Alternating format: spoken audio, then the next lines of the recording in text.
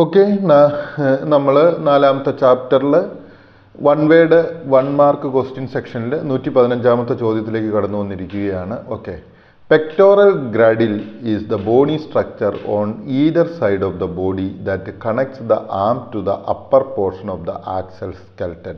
Okay, pectoral girdle എന്ന് വെച്ച് കഴിഞ്ഞാൽ എന്താണ്? ഗ്രഡിൽ എന്ന് വെച്ചാൽ എന്താണ്? ഈ പെക്ടോറൽ ഗ്രിഡിൽ എന്ന് വെച്ചാൽ തോൾ വലയം. അപ്പോൾ നമ്മൾ എന്താണ് പറഞ്ഞത്? തോൾ വലയം എന്ന് പറയുന്നത് എ ബോണി സ്ട്രക്ചർ, ഒരു ബോണി സ്ട്രക്ചറാണ് on either side of the body, അതായത് നമ്മളുടെ ശരീരത്തിൻ്റെ രണ്ട് ഭാഗത്തുമുണ്ട്. ദാറ്റ് കണക്ട് ദ ആംസ്, അതെന്താ ചെയ്യുന്നത്? നമ്മളുടെ കൈകളെ to the upper portion of the, അതായത് ആ മുകൾ ഭാഗം എന്തിൻ്റെ? ആക്സൽ സ്കെൽറ്റൻ്റെ മുകൾ ഭാഗവുമായിട്ട് നമ്മളുടെ കൈകളെ കണക്ട് ചെയ്യുന്നതിനെയാണ്, ഭാഗത്തെയാണ് എന്ത് പറയുന്നത്? പെക്ടോറൽ ഗ്രിഡിൽ എന്ന് പറയുന്നത്. അപ്പോൾ വാട്ട് ഈസ് പെക്ടോറൽ ഗ്രിഡിൽ എന്ന് ചോദിച്ചാൽ എന്താണ് ഉത്തരമെന്ന് നിങ്ങൾക്ക് മനസ്സിലായി എന്ന് പ്രതീക്ഷിക്കുന്നു. ഓക്കെ, ഹ്യൂമൻസ് ഹാവ് 4 പെക്ടോറൽ ഗ്രിഡിൽസ്, അതായത് മനുഷ്യൻ്റെ ശരീരത്തിൽ 4 പെക്ടോറൽ ഗ്രിഡിൽസ് ഉണ്ട്. സോ ചോദ്യം ഇങ്ങനെ ചോദിക്കുക, how many pectoral girdles are there in humans എന്ന് ചോദിച്ചാൽ ഹ്യൂമൻസ് ഹാസ് 4 എന്ന് നമുക്ക് എഴുതാവുന്നതാണ്.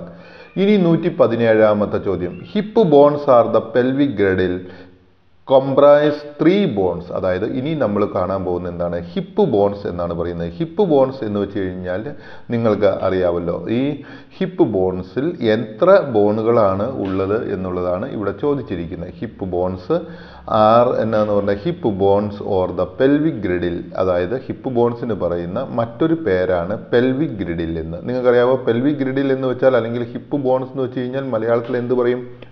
ശ്രോണി വലയം എന്ന് പറയും. അപ്പോൾ ഈ ശ്രോണി വലയത്തിനകത്ത് എന്താണ് കാണപ്പെടുന്നത്? Pelvic bones comprises of 3 bones, അതായത് പെൽവിക് ബോണിൽ 3 ബോണുകൾ അല്ലെങ്കിൽ അസ്ഥികളാണുള്ളത്. ആ അസ്ഥികൾ ഏതെല്ലാമാണ്? Ilium, ischium and the pubic bone, അതായത് 3 ബോണുകൾ which are the 3 bones consisting or comprising in pelvic girdle എന്ന് ചോദിച്ചാൽ the 3 bones comprising hip bone അല്ലെങ്കിൽ പെൽവിക് ബോൺ ആർ, അതായത് ഈ പെൽവിക് ബോൺ രൂപപ്പെട്ടിരിക്കുന്നത് 3 ബോണുകൾ കൊണ്ടാണ്. ആ ബോണുകൾ ഏതെല്ലാമാണെന്ന് വെച്ചാൽ ilium, ischium and the pubic bone എന്നാണ് പറയേണ്ടത്. ഓക്കെ, ഇനി 118ാമത്തെ ചോദ്യം, forelimb is located between the wrist and elbow. നിങ്ങൾക്കറിയാം ഫോർ ലിംബ് എന്ന് വെച്ച് കഴിഞ്ഞാൽ എന്താണെന്ന് നിങ്ങൾക്ക് അറിയാമെന്ന് ഞാൻ വിചാരിക്കുന്നു. കൈകൾക്ക് പറയുന്ന പേരാണ് നമ്മൾ ഫോർ ലിംബ് എന്ന് ജനറലായിട്ട്. അവിടെ നമ്മൾ പറഞ്ഞിരിക്കുന്നത് എന്നാ? Is located between the wrist and elbow. അവ വ്രിസ്റ്റിനും എൽബോയ്ക്കും ഇടയിലായിട്ടാണ് ഫോർ ലിംബുകൾ ലൊക്കേറ്റ് ചെയ്തിരിക്കുന്നത്. So where the forelimb is located എന്ന് ചോദിച്ചാൽ forelimb is located between the wrist and elbow എന്ന് നമുക്ക് എഴുതാവുന്നതാണ്. ഇനി 119ാമത്തെ ചോദ്യം, bones present in the forelimbs are, അതായത് കൈകളിൽ പ്രസന്റ് ചെയ്തിരിക്കുന്ന ബോണുകൾ ഏതെല്ലാമാണെന്നാണ്. ഓക്കെ, കൈകളിൽ പ്രസന്റ് ആയിരിക്കുന്ന അല്ലെങ്കിൽ കൈകളിലുള്ള ബോണുകൾ ആർ സ്കാപ്പുല, ഹ്യൂമേറൂസ്, റേഡിയൂസ്, ഉൽന, കാർപ്ലാൻ, മെറ്റാകാർപ്ലസ് ആൻഡ് ഫാലാഞ്ചേഴ്സ്. അപ്പോൾ ഈ ബോണുകളെല്ലാം ഇതൊരു ജനറൽ ഇൻഫർമേഷന് വേണ്ടി നിങ്ങൾക്ക് തന്നിരിക്കുന്നതാണ്. പിന്നെ ഒരു പ്രശ്നം എന്താണെന്ന് ചോദിച്ചാൽ നിങ്ങൾ മനസ്സിലാക്കുക, ഒരു സ്റ്റാൻഡേർഡ് ക്വസ്റ്റ്യൻ പേപ്പറിൽ ഒരു 10 മാർക്ക് ക്വസ്റ്റ്യൻ, 100 മാർക്കിൽ ഒരു 10 മാർക്ക് ക്വസ്റ്റ്യന് എപ്പോഴും subject related to the subject yet may not be in the text, അതായത് ടെക്സ്റ്റിലുണ്ടാവില്ല, പക്ഷേ ആ സബ്ജക്റ്റിനോട് റിലേറ്റഡ് ആയിട്ടുള്ളതായിരിക്കും. ഈ examiner expect the students have a wider reading. അവിടെ എന്താണെന്ന് വെച്ചാൽ ഈ കുട്ടികൾ ഒരു വലിയ, അതായത് വിസ്തൃതമായ ഒരു വായന ഉണ്ടാകണമെന്ന് പരീക്ഷ നടത്തുന്നവർ ചിന്തിക്കും. അതുകൊണ്ടാണ് ഇത് തരുന്നത്. ഇത് എബവ് ആവറേജ് അല്ലെങ്കിൽ എക്സലൻ്റ് ആയിട്ടുള്ള കുട്ടികൾക്ക് വേണ്ടിയിട്ടുള്ള ക്വസ്റ്റ്യൻസ് ആണ്. ഓക്കെ, ഇനി 120ാമത്തെ ചോദ്യം, each limb is made of 30 bones, അതായത് ഓരോ ലിംബുകളും 30 ബോണുകളാലാണ് നിർമ്മിതമായിരിക്കുന്നത്. Hind limbs are those that are found in the back part of the body. ഇനി നമ്മൾ പറയുന്നത് എന്താണ്? Hint limb. ഹിൻഡ് ലിംബിന് മലയാളത്തിൽ പറയുന്ന പേരുകൾ എന്താണ്? കാലുകൾ എന്ന് പറയും. അപ്പം നമ്മൾ എന്താണ് പറയുന്നത്? Hind limbs are those that are found in the back part of the body, അതായത് ഹിൻഡ് ലിംബ്സിൻ്റെ സ്ഥാനം ബോഡിയുടെ പിറകുവശത്താണ്. ഇനി ഇൻഡിക്കേറ്റേഴ്സുമായിട്ട് റിലേറ്റഡ് ആയിട്ടുള്ള 1 വേർഡ് ക്വസ്റ്റ്യൻസ് ആണ്. ഒരു കാര്യം ഞാൻ പിന്നെ ഒന്നോടെ ഓർമ്മിപ്പിക്കുകയാണ്, ആർക്കെങ്കിലും ഇതിൻ്റെ ഒരു ഹാർഡ് കോപ്പി വേണമെന്നുള്ളവർ പെട്ടെന്ന് തന്നെ എന്നെ വാട്സപ്പിൽ കോൺടാക്റ്റ് ചെയ്യുക. വേറൊരു നമ്പറും ഇതിനു വേണ്ടി വർക്കൗട്ട് ആവില്ല, വിളിച്ചാൽ നിങ്ങൾക്ക് കിട്ടുകയുമില്ല. 2 ഡിവിഷൻസ് ഓഫ് ഹ്യൂമൻ സ്കെൽട്ടൻസ് ആർ, അതായത് ഹ്യൂമൻ സ്കെൽറ്റൻ്റെ 2 ഡിവിഷനുകൾ എന്ന് പറയുന്നത് വിഭജിച്ചിരിക്കുന്ന ഏതൊക്കെയാണ്? ആക്സിൽ സ്കെൽറ്റനും അപ്പൻഡിക്കുലർ സ്കെൽറ്റനുമാണെന്ന് നമ്മൾ ഓൾറെഡി പഠിച്ചു കഴിഞ്ഞു. അതായത് മനുഷ്യ ശരീരത്തിലെ 2 സ്കെൽറ്റനുകളായിട്ടാണ് വിഭജിച്ചിരിക്കുന്നത്. ഒന്ന് ആക്സിൽ സ്കെൽറ്റനും 2 അപ്പൻഡിക്കുലർ സ്കെൽറ്റനും. 123 the adult human skeleton has 206 bones. അതായത് ഒരു പ്രായപൂർത്തിയായ മനുഷ്യൻ്റെ ശരീരത്തിൽ 206 എല്ലുകളാണ് ഉള്ളത്, അല്ലെങ്കിൽ അസ്ഥികളാണ് ഉള്ളത്. 124 ചോദ്യം, our axial skeleton is made up of 80 bones. അതായത് നമ്മളുടെ ആക്സിൽ സ്കെൽറ്റൻ നിർമ്മിക്കപ്പെട്ടിരിക്കുന്നത് 80 എല്ലുകളാലാണ്.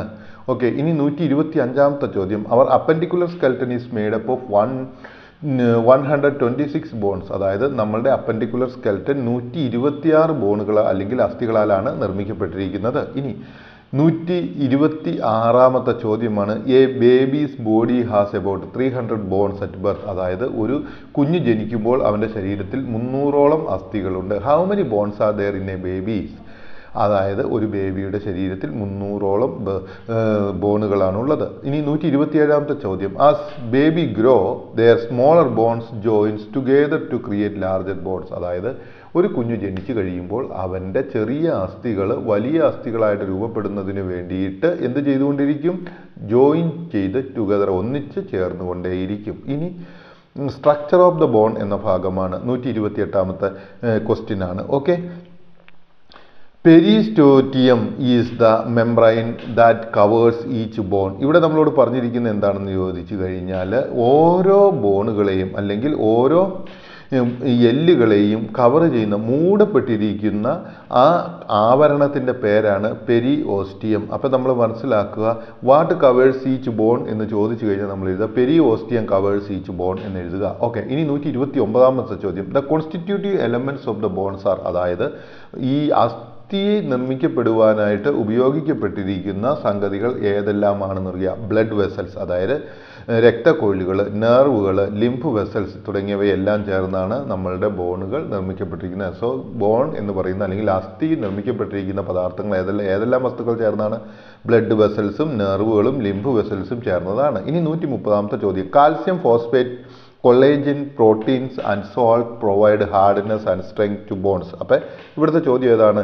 എന്താണ് അസ്ഥികൾക്ക് ഹാർഡ്നെസ് നൽകുന്നത്, അല്ലെങ്കിൽ ആ കാഠിന്യം നൽകുന്നത്? കാൽസ്യവും ഫോസ്ഫേറ്റും കൊളേജിൻ പ്രോട്ടീൻസുമാണ് അസ്ഥികൾക്ക് എന്ത് നൽകുന്നത്? കാഠിന്യം നൽകുന്നത്. ഇനി 131 ചോദ്യം, blood vessels are the network of tubes through which blood is pumped around the body. ഈ ബ്ലഡ് വെസൽ എന്ന് വെച്ച് കഴിഞ്ഞാൽ എന്താണ്? What is blood vessel? അപ്പം നമ്മൾ പറയുക blood vessels are the network of tubes എന്ന് പറയുന്നത്. അതായത് ബ്ലഡ് വെസൽ എന്ന് പറയുന്നത് ഒരു നെറ്റ്വർക്ക് ഓഫ് ട്യൂബ്സ് ആണ്, ത്രൂ വിച്ച് അതിലൂടെയാണ് എന്ത് ചെയ്യുന്നത്?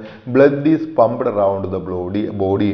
അതായത് നമ്മുടെ ശരീരത്തിൻ്റെ എല്ലാ ഭാഗങ്ങളിലേക്കും രക്തം പമ്പ് ചെയ്യപ്പെടുന്നതിന് വേണ്ടി ഉപയോഗിക്കുന്ന ട്യൂബ് കൊണ്ടുള്ള ഒരു നെറ്റ്വർക്കിനെയാണ് ബ്ലഡ് വെസൽ എന്ന് പറയുന്നത്. ഓക്കെ, ഇനി 132 ചോദ്യമാണ്, osteoblast are the cells that build bones. അതായത് ഓസ്റ്റിയോബ്ലാസ്റ്റ് എന്ന് വെച്ച് കഴിഞ്ഞാൽ എന്താണ്? What is osteoblast? അതായത് osteoblasts are the cells that build bones. അതായത് ബോണുകളെ നിർമ്മിക്കുന്ന ആ കലകളെ പറയുന്ന സെല്ലുകളെ പറയുന്ന പേരാണ് ഓസ്റ്റിയോബ്ലാസ്റ്റ്സ് എന്ന് പറയുന്നത്. ഇനി 133 ചോദ്യം, osteoblast cells of bones deposit minerals in the bones and make them strong, firm and help bone in growth and repair. അതായത് what is the function of osteoblast cells? അതായത് എന്താണ് ഓസ്റ്റിയോബ്ലാസ്റ്റ് സെൽസിൻ്റെ ഫംഗ്ഷൻ എന്നാണ് ചോദിച്ചിരിക്കുന്നത്. ഓസ്റ്റിയോബ്ലാസ്റ്റ് സെൽ ബോൺസ് എന്താണ് ചെയ്യുന്നത്? Deposit എന്താണ്? നിക്ഷേപിക്കുന്നു. ബോണുകളിൽ എന്താണ്? അവയെ എന്ത് ചെയ്യുന്നതിന് വേണ്ടിയിട്ട്? ഈ സ്ട്രോങ് ആക്കുന്നതിന് വേണ്ടിയിട്ട് എന്ത് ചെയ്യുന്നു? മിനറൽസിനെ അവയിൽ നിക്ഷേപിച്ചുകൊണ്ട് അവയെ സ്ട്രോങ് ആക്കുന്നു, അതുപോലെ തന്നെ അവയെ റിപ്പയർ ചെയ്യുന്നു, അതുപോലെ തന്നെ അവയുടെ വളർച്ചയ്ക്ക് സഹായിക്കുകയും ചെയ്യുന്നു.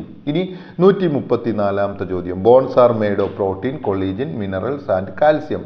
അപ്പോൾ ഏതെല്ലാം മിനറലുകൾ കൊണ്ട്, എന്തെല്ലാം പദാർത്ഥങ്ങൾ കൊണ്ടാണ് ബോൺസ് നിർമ്മിക്കപ്പെട്ടിരിക്കുന്നത്? ബോൺസ് നിർമ്മിക്കപ്പെട്ടിരിക്കുന്നത് protein, collagen, minerals and calcium ഇവ ഉപയോഗിച്ചാണ് ബോണുകൾ നിർമ്മിക്കപ്പെട്ടിരിക്കുന്നത്. ഓക്കെ, ഇനി അടുത്തതായിട്ട് 135 ചോദ്യം, collagen on the bone provide a framework of the incorporation of minerals mainly calcium phosphate into the collagen framework. അതായത് നമ്മളുടെ ശരീരത്തിലെ അസ്ഥികൾക്ക് മുകളിലുള്ള കൊളേജൻ എന്താണ് ചെയ്യുന്നത്, ഒരു ഫ്രെയിംവർക്ക് പ്രൊവൈഡ് ചെയ്യും. എന്തിനു വേണ്ടിയിട്ടാണ്? കാൽസ്യം ഫോസ്ഫേറ്റിനെ നമ്മളുടെ ശരീരത്തിനകത്തേക്ക് അസ്ഥിയിലേക്ക് ചേർത്ത് വെക്കുന്നതിന് വേണ്ടിയിട്ടുള്ള ഫ്രെയിംവർക്കാണ് എന്ത് ചെയ്യുന്നത്, കൊളേജൻ പ്രൊവൈഡ് ചെയ്യുന്നത്. So what is the function of collagen എന്ന് ചോദിച്ചാൽ നിങ്ങൾ എഴുതുക, collagen on the bone provide a framework. Collagen, ബോണിലുള്ള കൊളേജൻ ഒരു ഫ്രെയിംവർക്ക് പ്രൊവൈഡ് ചെയ്യുകയാണ് ഫോർ ദ ഇൻകോപ്പറേഷൻ ഓഫ് മിനറലുകളെ ഇൻകോപ്പറേറ്റ് ചെയ്യാൻ. മെയിൻലി കാൽസ്യം ഫോസ്ഫേറ്റ്, അതായത് കാൽസ്യം ഫോസ്ഫേറ്റ് ആണ് മുഖ്യമായിട്ടുള്ളത്. എന്തിലേക്ക്? ഈ കൊളേജൻ ഫ്രെയിംവർക്കിലേക്ക്. ഇനി 136ാമത്തെ ചോദ്യം, the mineral makes bone hard and strong. മിനറലുകൾ എന്ത് ചെയ്യുന്നു? ബോണിനെ വളരെ കട്ടിയുള്ളതും ശക്തിയുള്ളതുമാക്കി തീർക്കുന്നു. ഇനി 137ാമത്തെ ചോദ്യം, the collagen provides bone flexibility. Collagen എന്ത് ചെയ്യുന്നു? ബോൺ ഫ്ലെക്സിബിലിറ്റി ചെയ്യുന്നു, ബോണിന് ഫ്ലെക്സിബിലിറ്റി നൽകുന്നു. So that the bones can resist breaking. ഈ ഫ്ലെക്സിബിലിറ്റിയുടെ ഉപയോഗം എന്താണ്? ബോണിന് ഈ ഒടിയൽ ഉണ്ടാകാതെ അത് സഹായിക്കുന്നു. So what is the function of collagen എന്ന് ചോദിച്ചാൽ എന്താ ചെയ്യുക? കൊളേജൻ എന്താ ചെയ്യുന്നത്? പ്രൊവൈഡ്സ് ഫ്രെയിംവർക്ക്, അതായത് ഒരു ഫ്രെയിംവർക്ക് ചെയ്യുന്നു. എന്തിനു വേണ്ടിയിട്ടാണ്? കാൽസ്യത്തിനെയും ഫോസ്ഫേറ്റിനെയും മിനറൽസിനെയും എല്ലിലേക്ക് ആഗിരണം ചെയ്യുന്നതിന്. അതുപോലെ തന്നെ എന്ത് ചെയ്യുന്നു? എല്ലുകൾക്ക് ഒരു ഫ്ലെക്സിബിലിറ്റി വളയുവാനുള്ള ഒരു കഴിവ്, ഫ്ലെക്സിബിലിറ്റിയും നൽകുന്നു. ഇനി 138ാമത്തെ ചോദ്യം, cartilage is connective tissue which is softer and more flexible than bones.